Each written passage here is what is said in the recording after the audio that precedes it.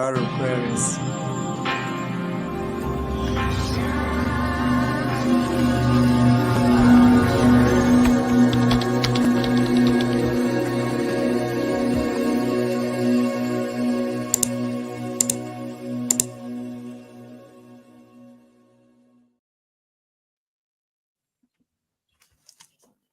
Well, hello everybody. Welcome back to Aquarius Rising Africa.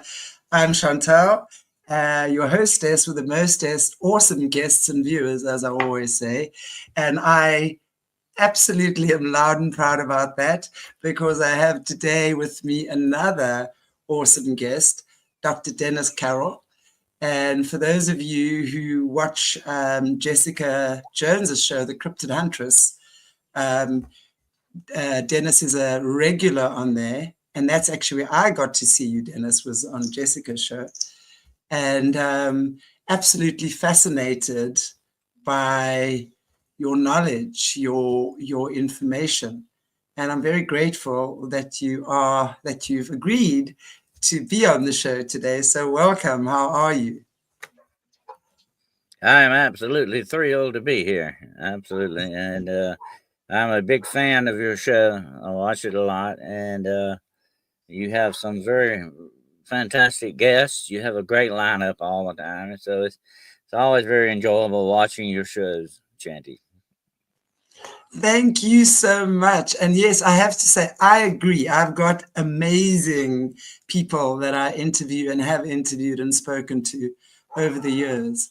I think that, it's been such a joy for me to actually meet so many people who've experienced so many different things to what I have. And here we all are in these very exciting times and all just gathering together. And it's a blessing. And I want to just say thank you to everyone in the chat as well. Welcome. It's really good to see you and just to see all the wenches with wrenches. I love it. Those little blue spanners. It's so good to see everybody and the regulars and the newbies. Welcome. And please just give us a like, share, and subscribe. And I'm going to hand over to Dr. Dennis Carroll right now. And Dennis, before we carry on, and I know I've put all your details in the chat and your website, your Patreon, etc. But maybe before we go ahead, you want to just tell our viewers where they can get hold of you. And yeah. Well, I have a website, denniswcarroll.com. I had to put my W middle name on W in the middle because there is I think a football player in Australia named Dennis Carroll too. But it's denniswcarroll.com. You can reach me there anytime, or you can email me at denniswcarroll@gmail.com. I also have several books that I've written on Amazon, Barnes and Noble. You can look those up by just putting in the author Dennis W. Carroll, and you will find me on my shows. I have 3 shows weekly. The first one is with my good friend Gerald Fountain, and it's called The Road Less Traveled. We do a lot of offbeat stuff. And then my premiere show, which is Wednesday nights, is Hunting the Shadows. And we are trying to uncover a lot of things in this world, definitely that needs to be uncovered. We need to drag evil out of the shadows and expose it to the light, definitely. And the third show is Paranormal Point of View on Friday nights. All of my shows are on 9:00 p.m. Eastern Standard Time. So that makes it easy to remember, I hope. All the details are in the chat, in the description area anyway. So you guys are welcome to just check that out and get hold of Dennis. As he says, you can email him, get his website, his books, everything. I've had a great time. I must say, I really enjoyed watching your shows with Jessica as well, and just learning so much about what is happening. And I want to say in the underbelly of the world, because it really is, the cryptids, the werewolves, the vampires. And I know you particularly, that's one of your areas of expertise, which we're going to touch on this evening as well, or this morning for you guys. But I think there is so much coming out right now that we must know about these things. We're not scaring anyone, and we're not trying to. That's not the intention. There's no fear porn here. Along with this information comes a lot of spiritual awareness. And I know, Dennis, you and I have been chatting about that as well. And I know Jessica and I speak about it as well. And I know Caleb, we've spoken about that a lot when we've done shows with him on this stuff as well. And there's one thing that we know for sure is that you have to be in alignment with God. And you have to, it's not just on one level, I want to say, not just a thought that it's there, but it's the actual integration of that awareness into literally every cell of your body as well. Your frequency has got to vibrate that, right, Dennis? I hope you kind of get what I'm saying. I know sometimes it can get a little bit sticky. Absolutely, I agree 100% with you on that. And like my very good friend and colleague Jessica Johns always says, you keep your vibrations high. And that's what you got to do, because this is on one side of this is physical. But you got to realize the other side of the coin is the spiritual aspects of these things. And if you're not prepared spiritually to deal with these, you won't be able to deal with it physically, that's for sure. And as an old monster hunter from way back, I believe in boots, just like Jessica, boots on the ground research. You got to get out in the field and do this. But you will encounter things, Shanty, that definitely you need to be prepared for spiritually. And if you're, like you say, if you're not balanced right, if the physical and the spiritual and emotional and mental things are not in line, you don't have your ducks in line, as we used to say. If you don't have it balanced out, you're going to have a problem, not just with research like this, but in every part of life. That's the way it goes, with just the way you live your life, Yeah, absolutely. It's so true. Anyway, we're going to be talking more about that as well. But Dennis, I would love for you to maybe share with us from the beginning, who are you? Where do you come from? How the heck did you get all this knowledge? Were you born with this awareness? Were you a child of the system where you were also involved in all sorts of dodgy shenanigans from the powers that be? How did you get to where you are today?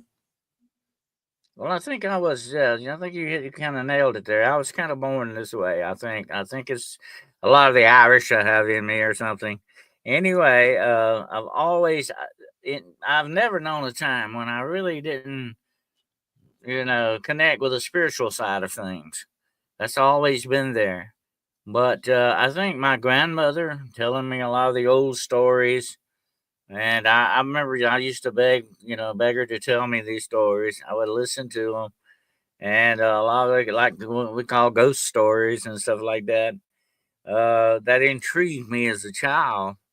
But then as I got a little bit older, when I had my very first paranormal experience, it changed my whole attitude and outlook on these things. From the more entertainment value of it to the actual thing that's really going on. And I think I've had a couple of slight, very small paranormal instances. I grew up in a house that was supposedly haunted. And I had a few, instances of that. But what really set me on the road was what happened to me. I think I was about maybe 14, 15 years old. And it was during a church service. And this, I won't go into a long detail, but there was a man evidently had some kind of a spiritual problem. And they were praying for this man at the front of the church. And the man, I found out later, was demonically possessed. And the ministers told everyone, said, now we need to bow your heads and pray and be quiet, And of course, that's a good thing to do during exorcisms, okay?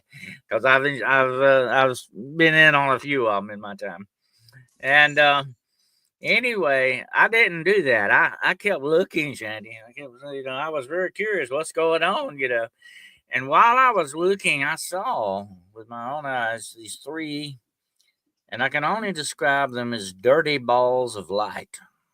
It was not a bright light. It was a very dark light. I know that sounds weird, but it was dark light.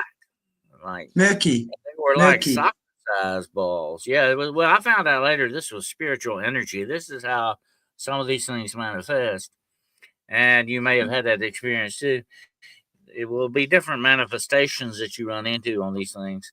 But these things came out of this man, three of them, one, two, three, went right through the wall next to it. And I'm sitting there like with my jaw on the floor, like, did I see that? And that was amazing to me. And for a while, I even tried to say, not believe it. I tried not to believe it. No, I didn't see that. I didn't see that. Because it disturbed me, But finally, I had to come to, I had to, realize, hey, I did see that. Now I need to deal with it, And that's what really set me on the road to begin to learn. It kind of built a fire under me to learn these things and understand. And then it opened up a whole side of this universe to me that was there, that I never knew was there. I never thought that much about. Because here's the bad thing. Here's the bad thing about being human. Since we are very physical, that's the way we see and take things physically, more so than anything else. But once you open up to the spiritual aspects of life, then your horizons broaden greatly. Definitely, mine did. So I went on to learn and understand what demonology was, ghosts and spirits. I have seen full-bodied apparitions. I have seen a UFO. I have seen Bigfoot up close enough to touch him. I went on to have all these experiences, and I had a lot of people come to me. They say, Dennis, boy, are you lucky? You see all these things. You've had all these experiences, and nothing ever happens to me. And I'll tell them, well, that's because you got to go look for it. You'll never find it if you don't look for it. Do you think, I think, people always, and it's like the same thing, what you're saying there, it's people would say, well, you're lucky, I can't see, or whatever it is. I think that we are all born with the ability. Maybe some of us are born more open, but it doesn't mean that anyone else doesn't have those abilities or gifts. Of course you do. You just have to tap into them, right? In that way. But do you think that experience that you had in the church was maybe opening your mind's eye, basically your third eye, to view and to be able to see into other realms? But for you it was kind of like it opened naturally of itself, which is why it wasn't a traumatic experience. I think some people can be quite traumatized by that type of thing, right? Others, you know it, you feel it, it's not a scary thing. But I think all of us are able to open that awareness. Are you in agreement with that, or what is your take? Well, here's the thing about it. I was left with two things during that experience and other experiences I've had. A question always comes back to haunt me, Shanty. If this is real, if this exists, and you see it, believing it and seeing it with your own eyes is a whole different ball game. When you actually see it with your own eyes, you can believe it much better, than with your mind. It comes home to you much better. So the question was, if this was real, if this exists, what else is out there? Right. What else is there to see? And that was what set me on my quest, to find out more about these things. But another thing is, as H.P. Lovecraft said, one of the greatest fears of mankind is the fear of the unknown. Okay? But once the unknown becomes known, you don't fear it that much anymore. You got a handle on it. You know, you can deal with it better when you find out what Exactly. it is you're facing and understand it. That's the thing about this, Santi. You got to seek that understanding on these Yes. things in order to deal with them in the correct way. I fully agree with that. Knowledge is power. And as you say, you know, we know they exist physically, but in order to be able to deal with it physically, you've got to be able to deal with it and understand it spiritually first, because I think it's spirit first, physical second. What is your take on that? Oh, yeah, I think so. And, I think we're all given gifts. I think we have a determined destiny. Although we are agents of free will, I think there's also our Creator has sort of written our destiny out, and He knows what to give us and what we need. And I think a lot of us have that, but we will never be full people. We will never be fulfilled completely until we use and utilize those gifts and talents that we've been given the correct way. Some people unfortunately abuse that stuff, but I'm talking about doing it the correct way. Will make you a happier and balanced person when you get in touch with that part of you. I've had a lot of people come to me over the years, especially women. Women are very sensitive, okay, more so than men in many aspects. And I've had a lot of women come to me. So, why is this happening to me? Why am I seeing these things? Why is this going on? They see spirits, or they see spiritual energy, or they see shadow people, or whatever the situation. And I say it's because number one thing is you're sensitive. You're picking up on it. You're open to it, and that's why it is seeking you out. And a lot of times they'll say, "Oh, well, how do I get rid of this? how do I stop this?" They're afraid. They're afraid of it. They're frightened of it. And I tell them, I say, "Look," and like I said, I have counseled people all over the world with different types of paranormal problems, and I have a counseling service that I do with that, always free of charge. But I tell them, look, don't be afraid of what's part of you. You need to embrace that part of you and understand it and deal with it, because you can't get rid of it. I'm sorry, that's part of you. You can suppress it, you can push it down, but you will not be happier for that. You've got to embrace it, let it become part of you. Yeah. And that type of suppression and denying that which is part of you is exactly the thing that causes ill health, actually. It starts off by being depression, literally that. Suppressed emotions create depression. It's a depression of emotions. And you can think about that. So you do enough of that, and at the end of the day, that's the stuff that makes us sick, really, at the end of the day. So it's so true what you say. You have to embrace who you are, even if you don't like what you're seeing, right? Because that's part of the journey, is to embrace the dark side of yourself as well. The parts of yourself you don't like so much, the parts of yourself that are scared, that are scary. And the more you embrace that, the more light you carry. And the more light you carry, the more you dissolve whatever these things around you are. It's about the frequency you carry, right? Absolutely. And having dealt with these enemies of mankind, the demonic, and they are truly our worst enemies, worst thing you can come up. But don't be frightened of them, because you have authority over them. They can't do anything to you unless you let them. That's what I tell people. You got to understand that.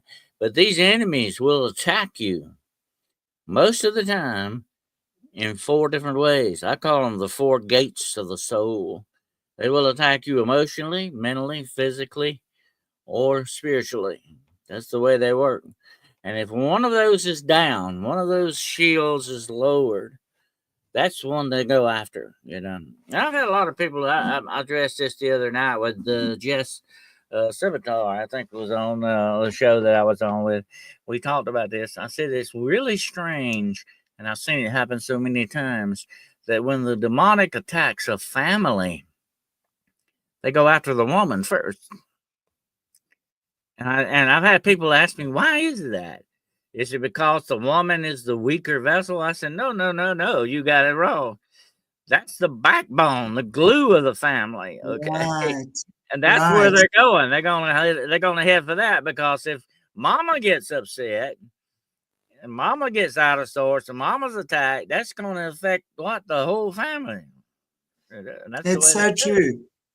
I always say, very smart. They're very smart about this kind of stuff. the mom is the heart of the home, and when the heart's not happy, the home's not happy.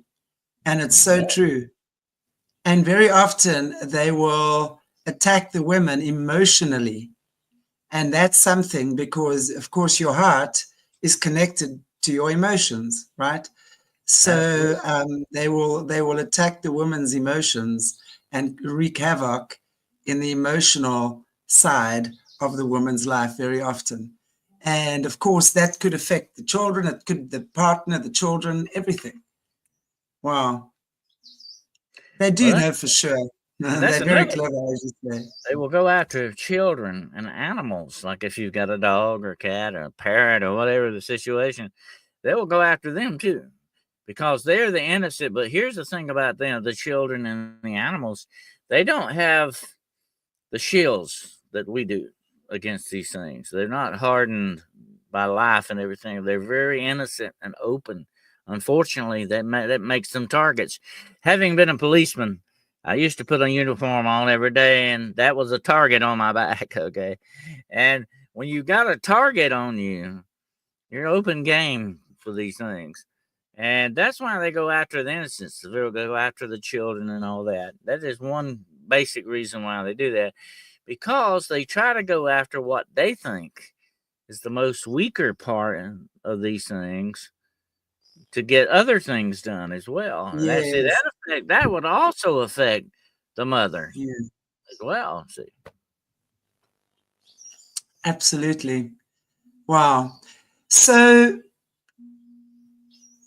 from what I've understood in my journey on this platform so far, learning about these things, is that in order for them to attack a family unit, for example, there has to be a doorway that is opened. So from what I'm understanding, oftentimes it's, let's say, abuse. If there's abuse, trauma in the house, if the parents are up to all sorts of shenanigans and obviously doing witchcraft or stuff like that. I know Ouija boards is a big one, how they gain access and stuff like that. So is there anything else other than what I've said? Maybe you can expand on that for us as well, as to how these things actually enter the family unit. Absolutely. You know, I tell people if the door is even just a little bit ajar, take in your welcome mat, okay? Guard that door very well, because that's the door to your life, you know. And sometimes we let things, and when I talked about cursed objects before, there are cursed objects out there, things you do not want to bring in your house, definitely, or into your life. But there are people like that too that you can let in. And there are addictions that you can let in, like addictions to alcohol. Some people are addicted to gambling. Whatever the situation, you have opened a spiritual door. And these things are going to come in. It's just like you would not lie down tonight in your house and sleep very well knowing that your doors are wide open and anything could come in. Some places where you live, that might be a very fatal decision, definitely. So you want to be that way with your spiritual and physical life too. Be careful how you live. You know, we have to be careful of the things that we put in us, the poisons that are in us, and the main things that we do in our life. We have to guard those things very well. Keep that door shut. Don't open that door until you absolutely know what's behind it, and it's safe to do so. And the door, and I've had people ask me this, Shanty. I've had people say, well, can I be walking down the street and bam, I get possessed? No, it doesn't work that way. You've got to open the door some way or another. in your life. And I have had people ask me this. This is funny, but it's just the way fun people are. They said, "Oh, I've got so much going wrong in my life, you know, this is going bad. Now, am I under a curse or what's going on?" And you come to find out that these people, you know, they're on drugs or they have an alcohol problem and all that. And I say, what do you expect in your life? If you live a life of negativity, that's all you're probably going to get out of life is negative stuff. And you know, positive. If your life is positive, filled with light and good and love and all that stuff, that is what guards against the darkness. You know, every time I end my show, and I always say this: the darkness. There is no darkness greater than the light. And that's what you've got to keep in your life. You got to have that spiritual light in you that keeps this darkness at bay. Because, and here's the interesting thing, Shanty, inside of each one of us, being a law enforcement officer, I can tell you this. I was reading the other day about this CEO that got assassinated. The guy shot him in the head and then went and got some coffee at Starbucks. Okay. People can be very evil. We don't need outside influences. We're evil enough sometimes by ourselves. But inside of each one of us, there is an inherent darkness.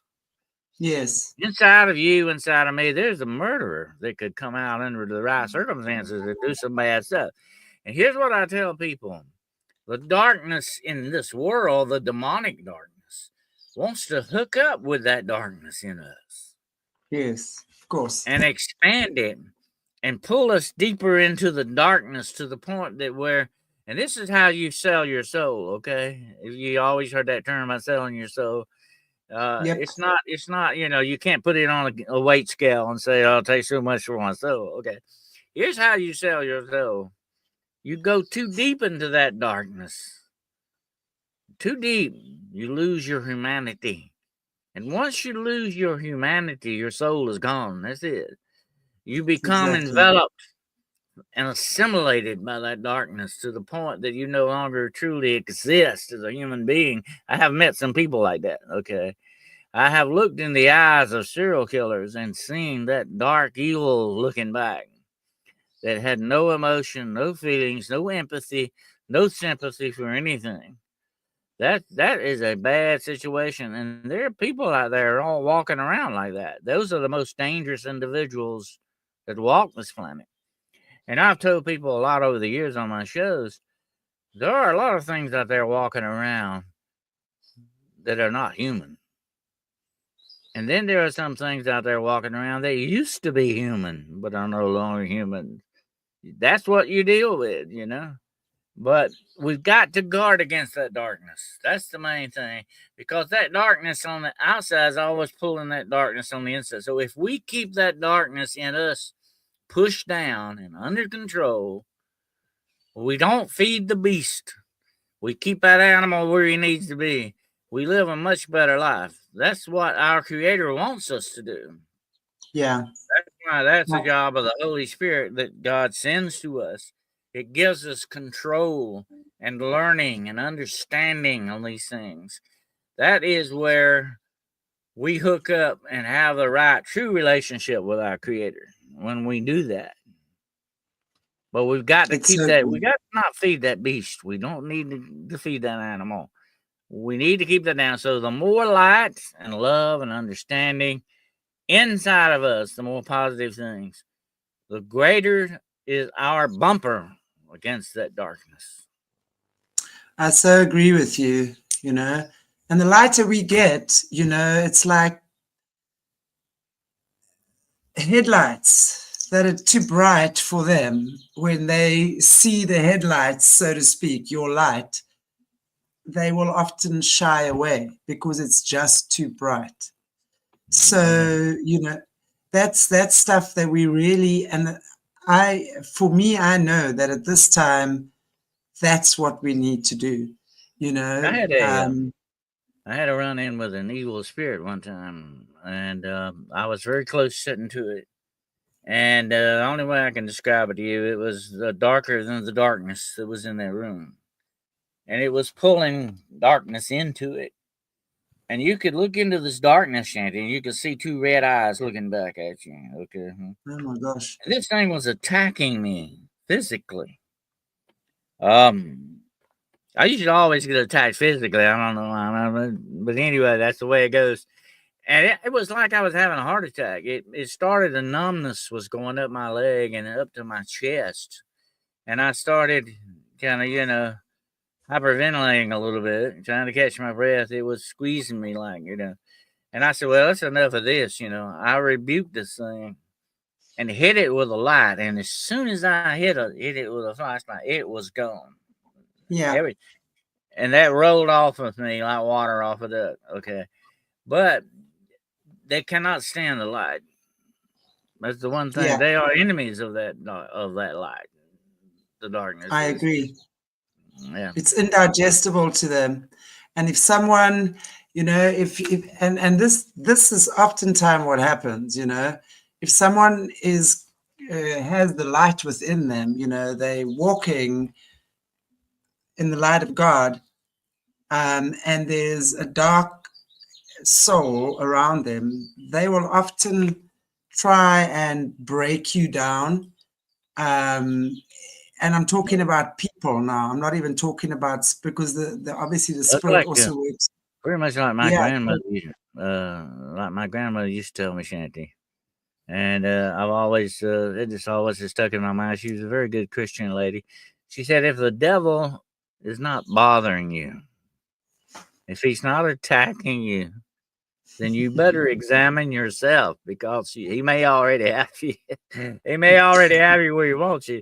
And that's the way it goes. Be happy if you're getting attacked. Okay, I know that sounds weird, but be happy, because that means you're probably where you need to be spiritually if you're getting attacked. And believe me, I get attacked a lot, almost on a daily basis in one form or another. I think we all do. We just don't realize it sometimes. But these things are always attacking us. They're like the sea washing up against a wall, trying to wear that wall down, little by little. And we've got to keep our spiritual walls intact against that. Yes, I agree. No, I agree with you. We have to do that. Dennis, part of your career that you've done, you were actually in law enforcement. Do you want to maybe tell us a little bit about that? Your time in law enforcement, what were you doing there? Wow, how long were you there for? How does that, because I'm sure that must also fit in with a lot of your knowledge in the occult and stuff like that. I mean, I'm sure you must have seen a few interfaces happen there, right? Between the two. Well, I was basically a uniform cop. And I had some interesting cases, definitely. There were several times some things came up. I remember one specifically that we were called to an old mill. Now, where I live, there was the old cotton mills used to be here years ago, when they would manufacture cotton and all that, weave cloth and stuff. And this mill had been deserted for a long time. It had been shut down for a while, but there was still a guard there at this mill. And this guard called us one night, to come to the mill because there was something going on. He had seen some people hanging around or something. And in this mill, there was a basement and a sub-basement. There was a basement under the basement. And it was kind of very gothic looking. It looked like something out of a horror movie, okay? And we went down, we were looking around, and we went down into the sub-basement. And inside this room, I guess the room was probably maybe 15 by 12, something like that. Pretty good sized room. There was a red pentagram on the floor of this room. And knowing what I know, when I looked at this, I could say, oh, this is not amateur stuff. Whoever put this down knew what they were doing. Okay. And there was like blood on the wall in one part. And this pentagram was broken. Now, I don't know if you know too much about the occult in that respect, but if you break a pentagram, it is a protective thing, supposedly. If you break it, then something can get into your space there. Okay, put it that way. And when you call up or raise a demon, you have to do it from inside of a pentagram, because that's what protects you. All the signals on it, the different things that you've written out and all that. And some of the worst things you can do as a necromancer is to cast what's called a blood pentagram. And that's what this looked like. It's not liquid like blood. It's like dried blood, like almost like a powder kind of thing. Okay. So if you can envision red flour like or something like that, that's kind of what this looked like, dust. Anyway, it was broken, and I could tell. I told that officer, I mean, something very, and you could feel it in this room. And I mean, when I walked into this room, he did not register that in the way that I did. As soon as I walked in that room, I was just like walking into a fog of evil. I could feel it. I could almost like cut it with a knife. That's how thick it was. And I felt it as soon as I walked in. And he was like getting goosebumps from it. But he didn't, it didn't affect him as much as it did me. But he said, I don't like it in here. And I said, I don't blame you. I think we need to get out of here now. But something had went very badly wrong in that room, whatever it was they were doing, because there was, and we never figured out if that was human blood on the wall or what. But we just left. But since we couldn't find any perpetrators, anybody doing anything, we left. We had to leave. But here's the interesting footnote to this. 2 weeks later, that mill caught fire and burnt down completely to the ground. And I've often said that there are some places on this planet, Shanti, that are so dark and evil that God can't even allow them to remain there. And I think that was one of those places. Yeah, I agree. I mean, that to me, when you see one of these places get destroyed, that's a blessing in disguise, whether it was done by them or not. And I agree with you, that energy needs to be taken away. You perform rituals like that and do things like that, and all of dark witchcraft is geared to that. I was telling Jess Civitar about that. All dark magic is involved in rituals. You've done some shows on the rituals that people are doing on pop music stages and all that. Why are they doing that? Because rituals raise your power. They raise your sort of level of power to what you want. That's what part of it is. But the other part of the ritual is doing what? Opening doorways. The same way you do with a Ouija board or you do in anything else. What you're doing is opening dark spiritual doorways for bad things to come into this world. That is not what your creator wants.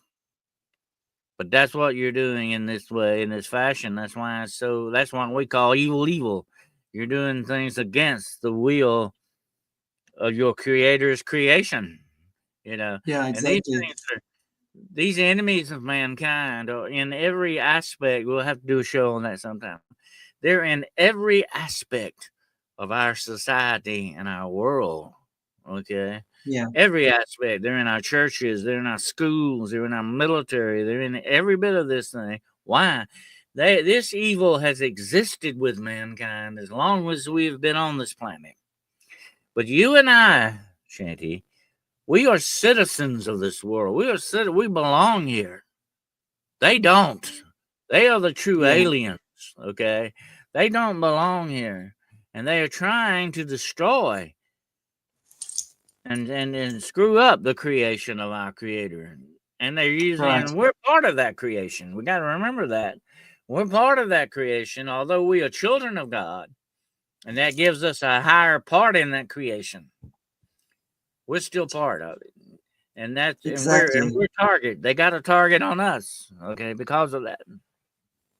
Big bully boys, basically. They're bullying us because they have actually. I mean, if you look at the controllers right now, call them that. I mean, they've got technology and magic and information that they've usurped and they've stolen from us. So they've pretty much, you know, going into this game with us full of ammunition, right? And we are walking around with white flags, right? It's that kind of scenario when you look at it in that way. But, you know, at the end of the day, all of us are here for a purpose and a reason.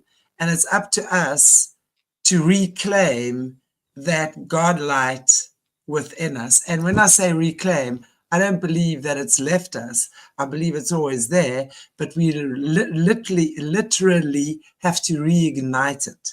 That's what I think the right word is. And you do so through spiritual practice. You do so through love, through actions of kindness, through being truthful, through being honest, through being gentle, you know, giving. You give. You know, we either of service to self right now, or we are of service to others. You know, when we are of service to others, doesn't mean we shouldn't be taking care of ourselves. In fact, we should be taking care of ourselves more now than ever before, so that we can be of service to others as well. Yeah. Absolutely. I agree 100%. You know, when I started out many years ago, it was a learning process. I started out to accumulate knowledge as much as I possibly. I wanted to learn. I didn't want just one slice of the paranormal pie. I wanted the whole pie, you know. And I went after trying to learn every aspect of this, not just demonology, but UFOlogy, cryptozoology. The list went on and on and on. The Earth mysteries, the list, the many different fields of the paranormal. I wanted to get involved in all of them. But let me say this. It got to the point where I said, okay, and I wish we could have had things like this. You know, back years ago, we didn't have podcasts. We didn't have computers like this. I spent many lonely, long hours in the reference room of libraries looking up stuff, okay? And you couldn't bring the books home with you. You had to leave them there. So, you know, if we'd have had something like this, it would have the libraries of the world at our fingertips now. If we'd have had something like that back then, that would have been wonderful. But it got to the point where I said, okay, I've learned, I'm not going to stop learning. That's always an ongoing learning. But I said, now maybe I need to apply that to help people, you know. And that was the one thing I said, when people come to me, they want understanding or they want help. They usually come to me when things have gone pretty bad. Okay, that's the way that goes. But I want to be able to at least give them some type of an answer, to give them some kind of help that they need. I've seen a lot of people come in and say, oh, they just want to investigate. They want to do this. It's all about themselves.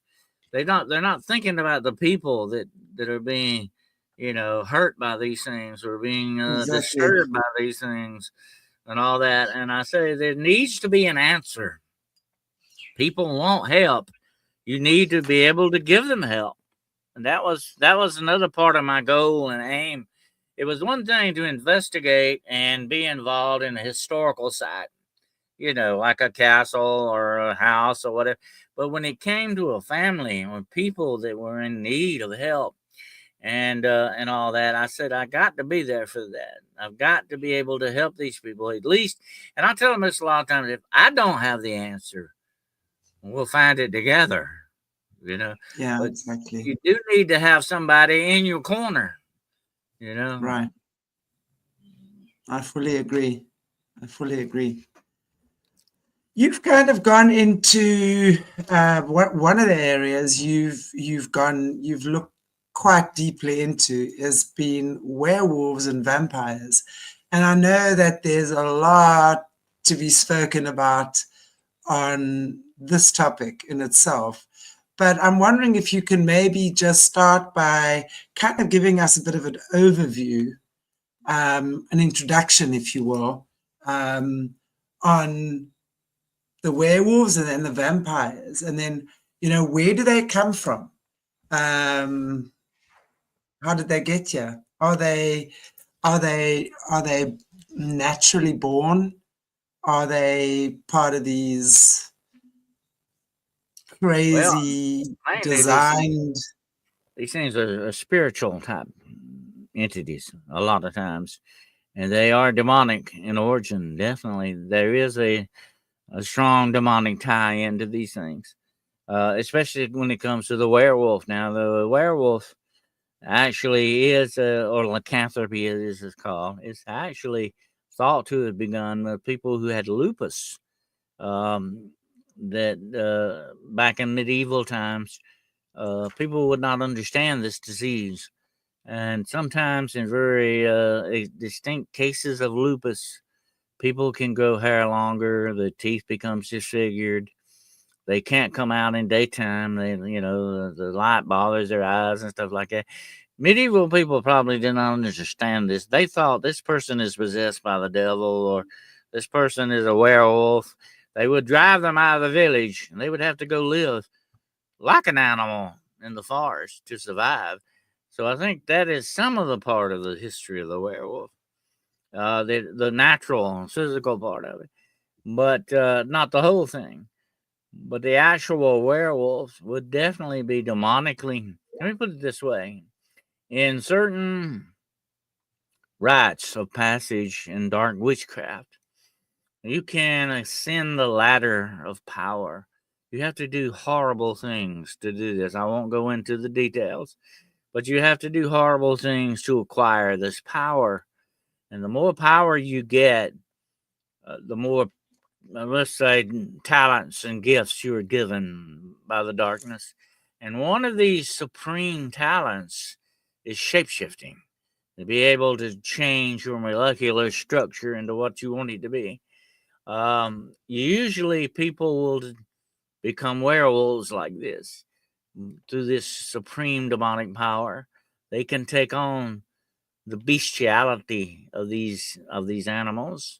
They are supernatural, Shanti, in that respect. Is you're not dealing with a physical thing like you would like a cow or a wildebeest or something like that. This thing has an attribute. Half of it is sort of physical, the other half is spiritual, and it is demonic, very, very powerfully demonic. Here's the thing, and you hear a lot about Dogman. Okay, now the Dogman is different from the werewolf in many different aspects. The Dogman is Dogman 24/7. He never changes in anything. He's always that. Okay. The werewolf, on the other hand, might be your neighbor. Might be, the person bagging your groceries at the grocery store. You might be somebody you know well and never realize they have this side to them. But once you do the things that you need to do, you put on the belt or the skin, you do the rituals and the horrific things you need to do this, you can actually take on this physical part of the werewolf. And this thing is horrible, far past that of a dogman, far past anything. This is a supreme demonic beast. And here's the thing about the werewolf. Dogman might cut you a break and let you go. He might let you walk away. You might see him in the woods and that would be it. But the werewolf, once he gets on your scent, will never turn you loose until he tears you into pieces and eats you. That's just the way he works, because he is driven by demonic force, supernatural demonic force. He is a psychopathical alpha killer. That's all he is. That's all he's going to do. He's going to get you sooner or later. You're not going to usually walk away. I had a case not long ago with this young couple on the side of the road. I actually had an encounter with a werewolf and lived to tell about it, which I told them. I said, that is very, very unusual. I said, somebody was watching out for you, because you don't usually get away from a werewolf thing without some bad consequences. But they actually said that, well, she did. The boy didn't see it, but she actually saw this werewolf. And I said it was by the grace of God that thing turned you loose and didn't do anything to you. You were very lucky. But the werewolf can also be part of a demonic curse in a bloodline of a family. They can be either they made or signed dark contracts with evil to get this power, and they pass it down through generations. So it can be a generational curse-like thing. And then some people who are bitten by this werewolf can be sort of infected. That is sort of like the Wolfman type thing. They're not completely werewolves, but they're not completely human either. They have a very bestial look about that. They can be very dangerous, but they have a human aspect. And here's the one thing you got to remember about the werewolf. No matter how big and strong and evil and terrible this thing is, it has the mind of a man or woman, the case may be. That's what makes it so dangerous.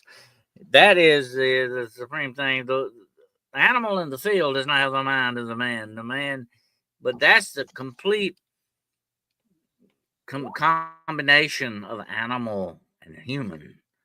You've got the animal beast and you've got the mind of the man. So if we go back to in the early times, the beginnings of the werewolves, so to speak, you're talking about people that had lupus, and that basically their fellow family or whatever thought they were demonically possessed, then took them off to the forest. So what happened to them in the forest that they morphed into werewolves?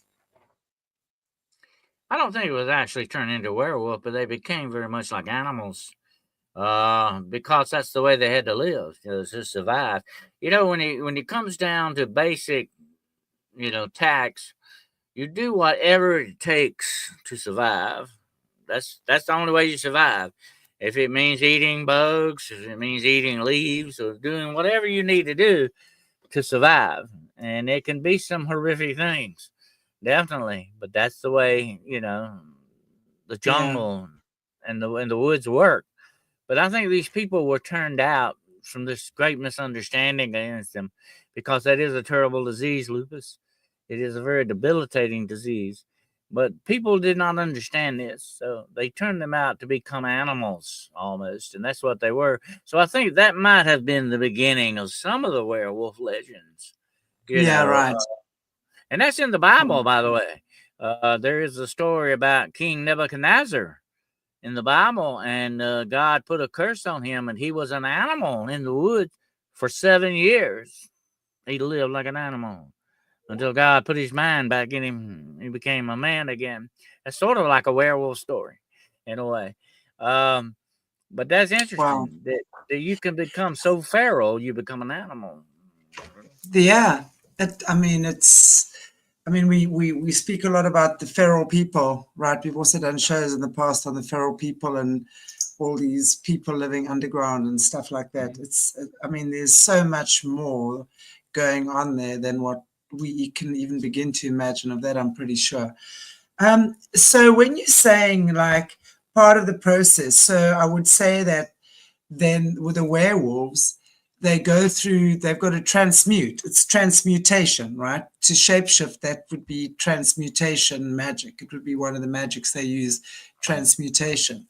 But so I would imagine when you say they have to do terrible things to get these powers, I would imagine that would be part of the whole satanic ritual, sacrifices, etc., in order to gain those powers. Is that right? So they would generally have to go through what a lot of these guys in the system have to do in order to gain power as well.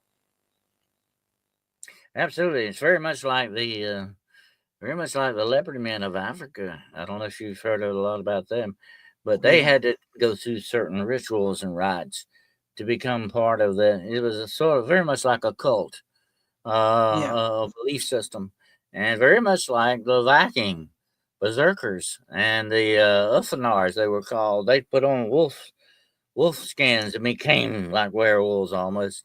They were on drugs, though, mainly. A lot of this stuff goes back to drugs because it helps and it raises the different spiritual levels of your mind to open doorways to these darkness, to the dark things. It can be enhanced by drugs, definitely. As with the leopard men, who actually wore the claws of leopards so they could claw people to death with them. The same thing goes with the werewolf. You have to spill blood. You have to basically, to become a witch, a dark witch. It's what these people are, witches, okay? Yeah. That's basically what they are, man or woman, they're witches. To become that, you have to kill your sibling. You have to kill your brother or your sister and sacrifice them to the darkness. You have to do certain things. Certain rituals require body parts from people that you have to eat and devour, and different things that you have to do in these rituals to obtain this demonic power. And the higher up the ladder you go, you can take on the form of a tiger, you can take on the form of a lion, you can take on the form of a bear, or you can take on the form of a wolf or a vampire. The list goes on and on. Because you obtain this power from the darkness, it lets you transmute yourself into what you need to do.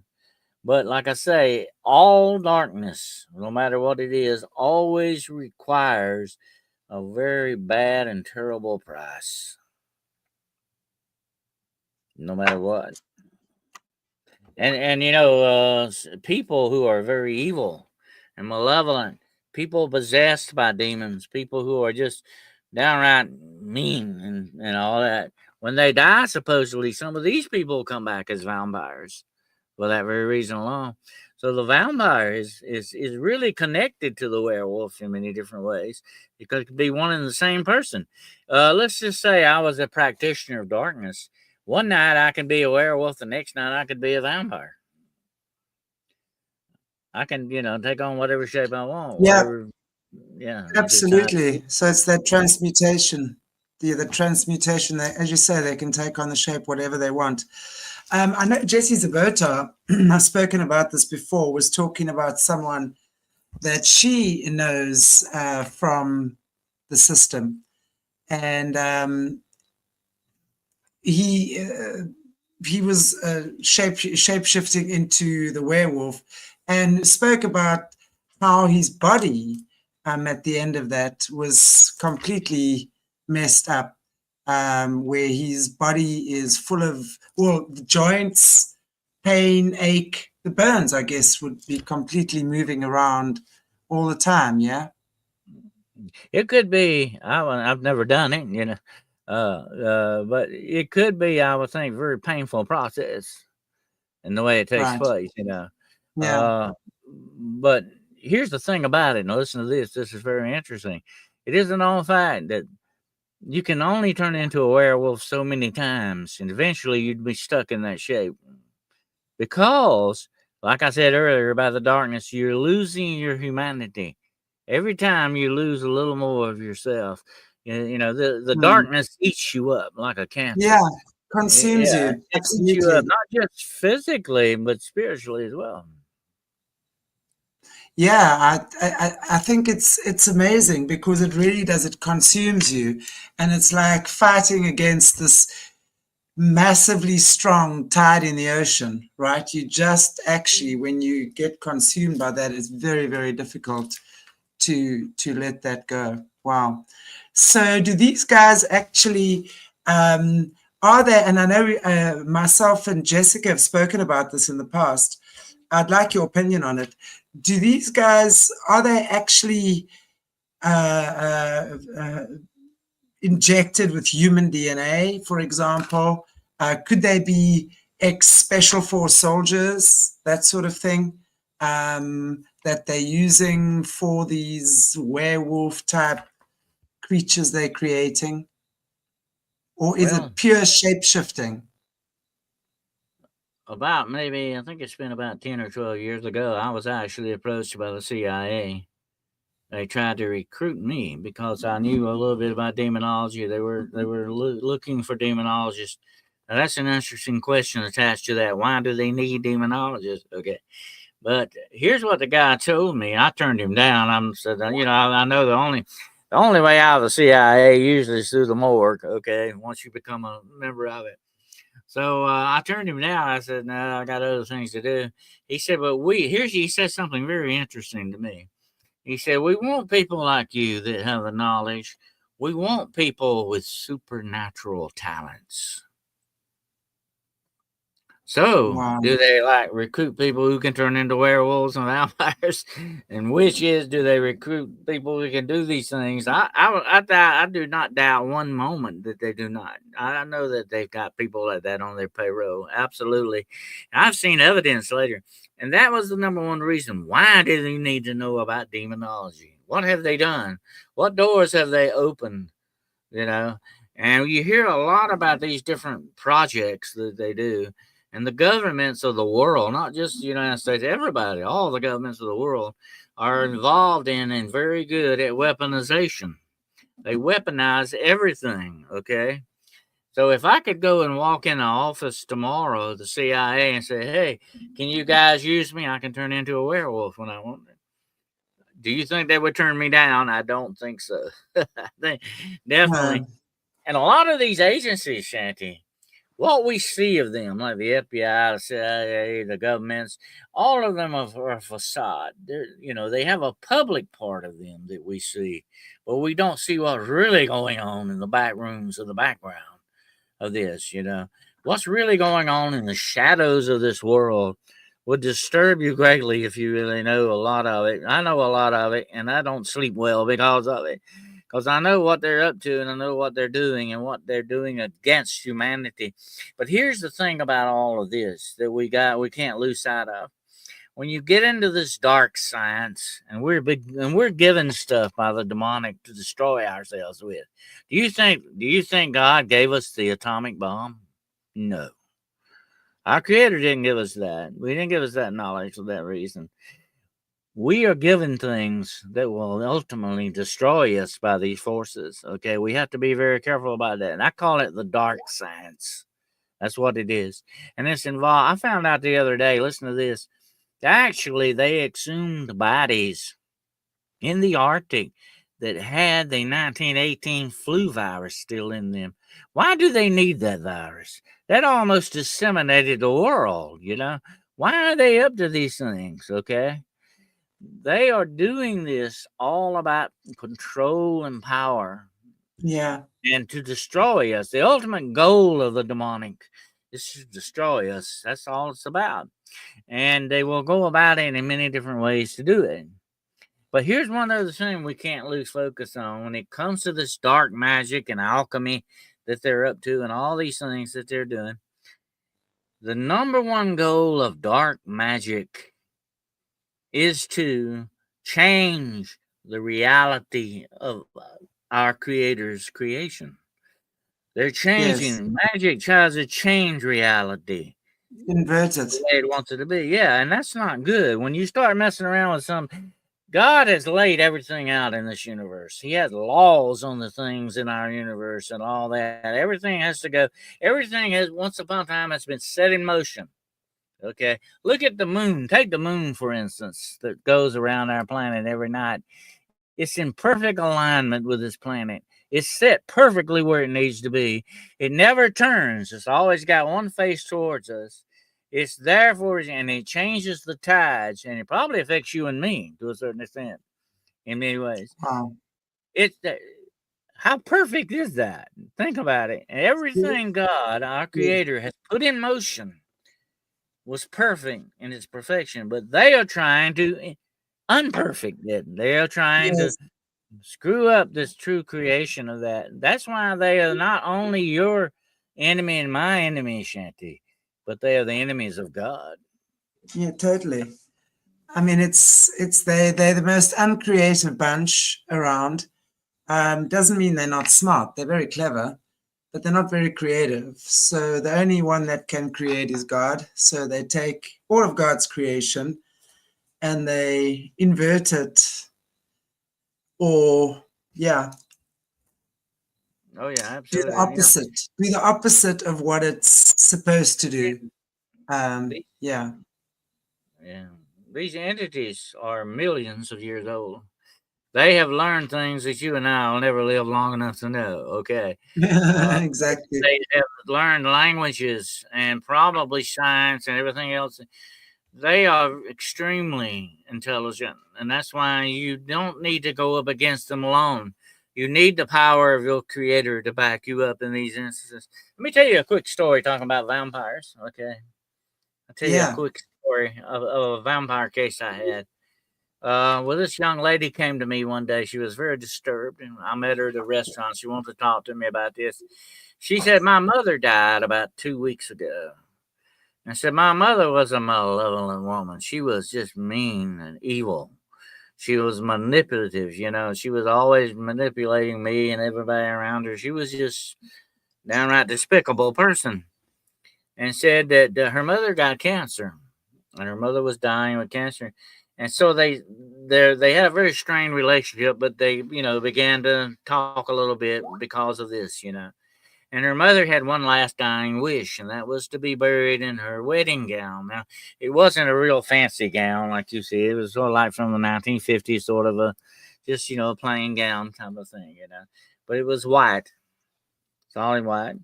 And she said, since that was my mother's last wishes, I granted, you know, I had them do that. They buried her in her gown, you know. And she said, Mr. Carroll, about 2 weeks ago, my mother started coming back to me in my dreams. And it says she was acting like my mother. She was like, you know, brushing my hair and kissing me on the neck and doing stuff. She said, but she didn't act like my mother. And she said there was with this dream an intense feeling of evil, you know, and said I would wake up in the morning. Every morning I would be tired as if I didn't sleep. She said, it feels like my mother is coming back in these dreams and draining me out of my life. Draining my life. Now, you know, there are different types of vampires. Right. Exactly. There's the kinds that are psychic vampires. They drain you of your energy. Some of these, and I've had several cases that I've had where they were actually drain the essence of your soul out of you, life essence out. And that's what was happening with this girl. So I said, where is your mother buried? You know, under what circumstances was she buried? So she was in an above ground tomb. And she told me where it was at. I said, well, here's what I'm going to do for you. And just to make sure this woman's not, you know, coming back the way you think she is and all that, I said, I'm going to, you know, no pun intended, I'm going to stake out this cemetery, okay? And I'm going to see if she is actually rising from the dead or coming back that way, you know, like a traditional vampire. So for 7 long nights, I stayed out in the cemetery watching this tomb, okay? And I think about the 4th or 5th night, I see something white walking among the tombstones out there in the graveyard, you know. So I get out immediately and go look, and as it turned out, it was a big white dog that was out there. And I have to wonder about that, though. Later, I got thinking maybe that's, you know, she took that appearance or something, you know. But it was very strange. Wow. But so I went back and told the young lady, you know, your mother, as far as I could see, did not come back. She said, well, she's still coming in my dreams, messing with me. So I said, there's one more thing. Let me do this. Let me do this and I'll get back to you. So I went back to the tomb and I took my blessed chalk. I have some chalk that is blessed. And I put a cross on that tomb with the chalk. And I said, you know, I did a prayer and I said, now you lie still. Do not get up. Do not bother anybody. Go on to the light where you need to go. Do not come back and bother anybody again. You know, I did the whole thing. I did a little ritual ceremony, like, you know, and put her to rest, so to speak. And about 2 weeks later after that, the girl called me. She said, what did you do? My mother hasn't come back since that day you left. You know, she hasn't come back and bother me anymore. I said, well, I did what was necessary. And, you know, and, Wow. you know, I think hopefully that'll take care of the problem, which I think it did. I never heard back from her again. So evidently her mother is now resting. But here's one thing I've always remembered. You'll find this written on a lot of the tombs and graves of people, of evil people. Or the witches, as they used to be called. And it will be on the tomb, it will say, God grant that she lies still. And that kind of always remind me of that. Lie still, just don't move, whatever you do.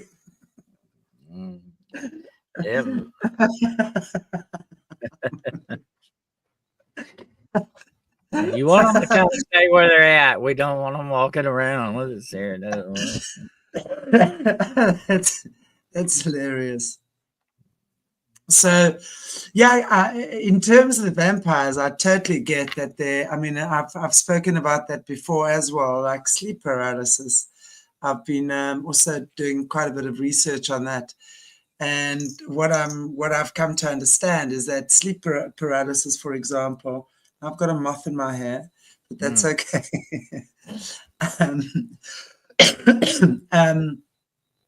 It's literally when people go to sleep and they're in a vulnerable state, and I can't remember offhand what they call that state, but basically they're releasing some type of energy or whatever it is, and if they're vulnerable, and again, right, if people, and especially, you know, in your sleep, we need to be protected the most, right, and that's where a lot of people aren't actually, and I think that's where prayer for me works every time. But when you are vulnerable and exposed in your sleep, they kind of form around you and literally and like suck. I mean, if you guys, the only thing I know is Harry Potter. So I'm often going to make reference to Harry Potter when it comes to these things. But like if those of you watched Harry Potter, the Dementors, I remember one of the books or one of the movies, there was something that they called Dementors, and they were like literally the soul suckers. And they would literally suck people's energy, so, and it leaves you paralyzed, it leaves you tired. I think that was J.K. Rowling's way of calling them demons without actually calling them demons, but the Dementors were basically fulfill that role. Here's an interesting thing, Shanti, and I have been attacked many times in my dreams. When you are asleep, as you just said, you're very vulnerable. You're in a state between life and death almost. Your body is shut down a good bit. You're closer to death.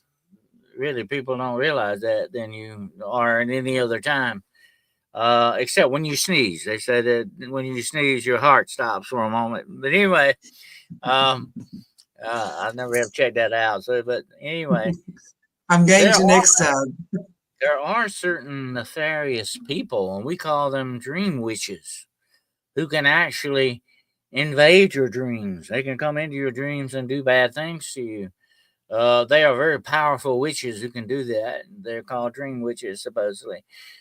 We do know the government is running a lot of experiments, technically, to eavesdrop on your dreams and your subconscious. It's a lot of very interesting stuff in the field and study on this.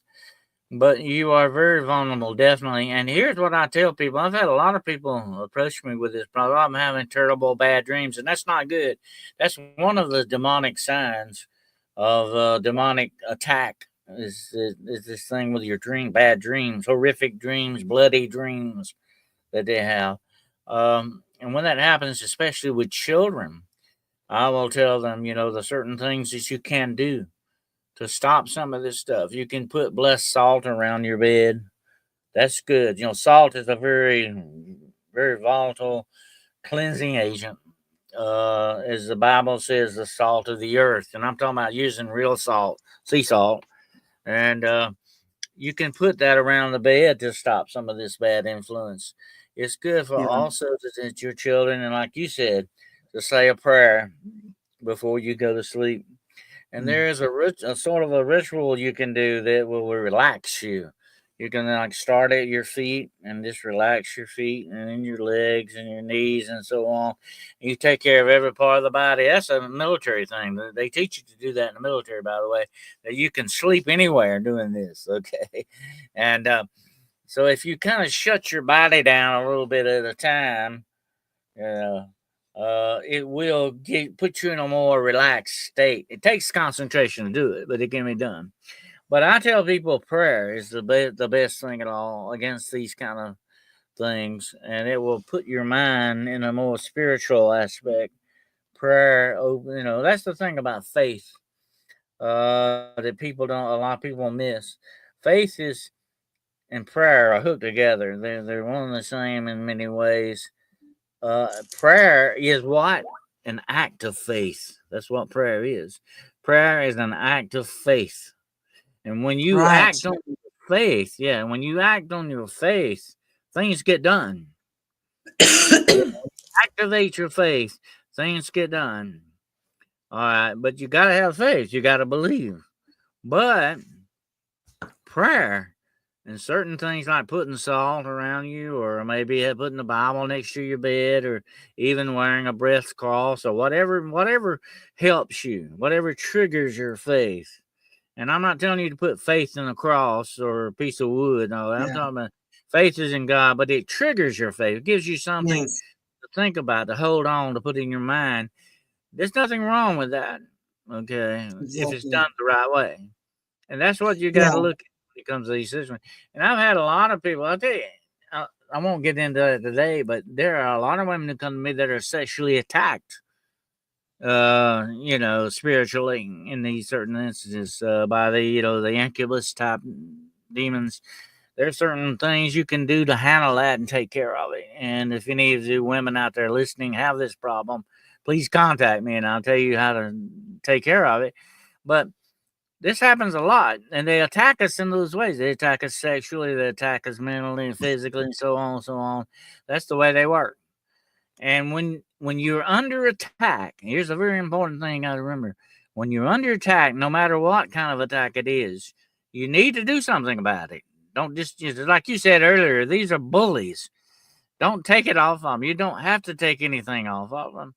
Don't give them anything. Especially don't be the victim to them. Here's the thing about this world, Shanty, and I'll say this right quick, and I'm not going to get philosophical on you here, okay? But there is a precedent in this world now about wanting to be a victim. That's all people think about. Oh, this happened to me and that happened to me and all that. And I've actually talked to a lot of women who have been raped and abused and all that stuff. And I say, look, this bad thing has happened to you, okay? And you need to heal from it. Yes. And you need to deal with it, but you need to move on from it. Don't keep giving your attacker power over you. Yes. You have to move on from being a victim.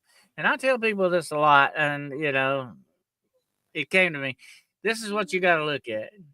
The darkness in this world, evil, demons, whatever name you want to give them. The darkness in this world wants to keep you as a victim because it fears you as a warrior. Of course. There you go. I think that's true to each and every one of us that is actually listening to the show.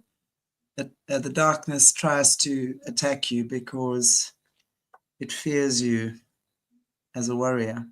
It tries to turn you into a victim. And very often people succumb to that. But I think, we speak about this a lot. It really is the times where we are being called to really stand strong. Because, I think, when we're hearing these stories, Dennis, more and more people are seeing these creatures. And, even though we have quite a few people on our platforms who are aware of this, there's a whole world out there who is not aware of it. And slowly but surely, we need to become more conscious of what's going on. Anyway. I have been asked that, Shanty, why are so much paranormal activity going on? Why so many such things being seen and experienced by people and all that? And I think there's a lot. I think it's a multifaceted answer to it. It could be CERN doing some of this stuff. It could be a lot of the governmental experiments and all this other stuff. There's a lot of this involved. But I think the number one top reason why we are experiencing so much paranormal and supernatural activity is that we are more aware of it now. Yes, than exactly. Ever been in our existence. And this thing, here's the thing about the paranormal, whatever blanket term you want to give it. The more and deeper you look into it, the more it looks back at you. Right. The more you recognize it, the more it takes that recognition, okay? And I think that's what's going on a lot. And there's more discourse on this.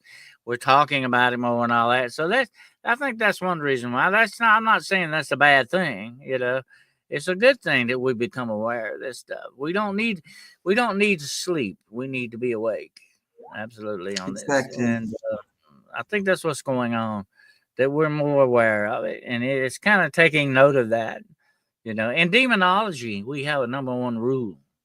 You never ever speak the names of demons unless it's absolutely necessary, because you get their attention when you give them Yeah. recognition.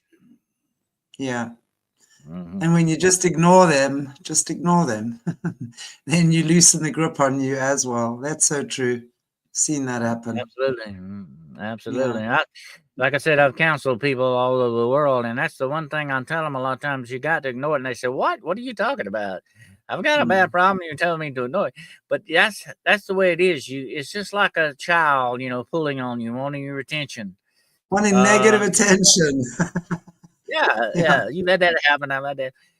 Don't give it attention. Because once you give it attention, you give it power. Exactly. You're letting it become part of your life. And, and that's why we need to be careful about this stuff. We need to be careful about the movies we watch, the books that we read, the music that we listen to. All of this is coming in to us. We need to filter it out. We need to have a spiritual filter here to filter some of this bad stuff out, because what we take in is what we will become. And we used to have a saying when I worked at the hospital for 30 years. Okay. I worked in a print shop there too. And we had a saying in the print shop: garbage in, garbage out. And whatever you are on the inside is what you take in.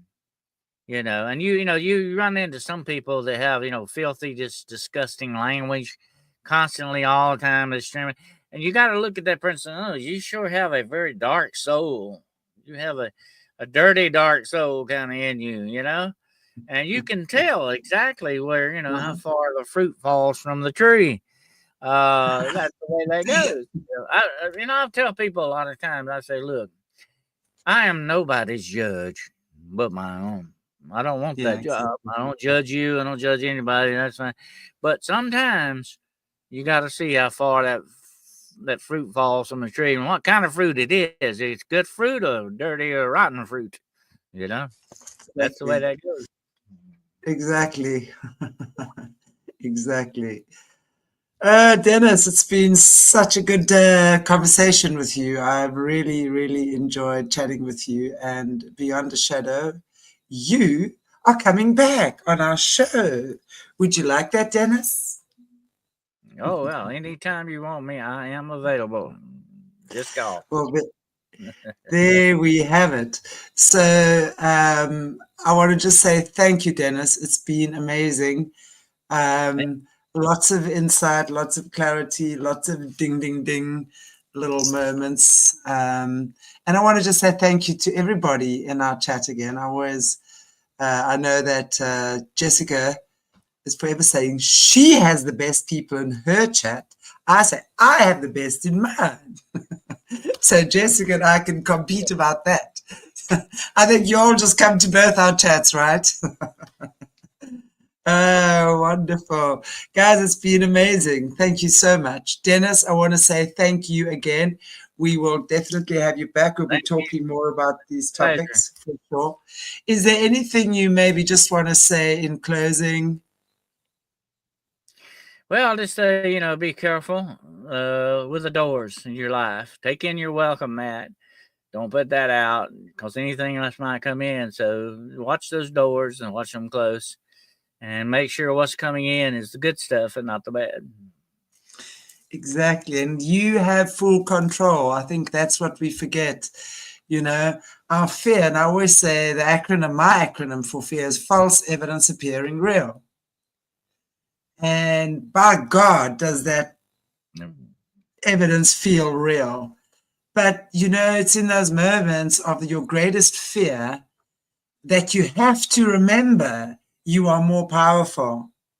And it's like in that moment of reminding yourself, it's like automatically you click in to knowing what to do, how to act, what to say, or where to move, whatever it might be that you need to be doing in that situation. So, guys, this really is a frequency thing. That's the only way we're going to get through this. No one is going to do this for us. No one is going to take a boat. You're not going to be getting boats and spaceships and things delivered for us to be rowing up the heavenly waters or wherever it is. We have to absolutely raise our frequency. And, you know, for what does that mean for people? You know, for each person, that means something individual. And no, it's not a new age concept at all. Raising your frequency really means that you got to do things that make you happier. It's that simple. Because, for example, if you haven't showered for a month, maybe start by showering in the morning, washing your face, brushing your teeth. That's raising your frequency.